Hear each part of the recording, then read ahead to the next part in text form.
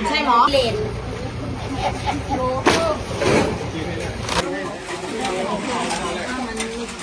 แล้ว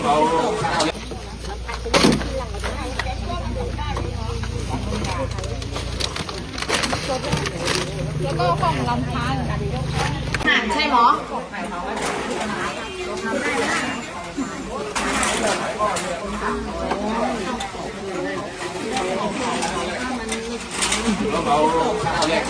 ชื่ออะไรอ่ะ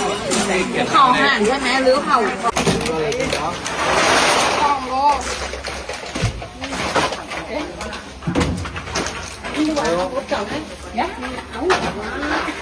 1.62 โล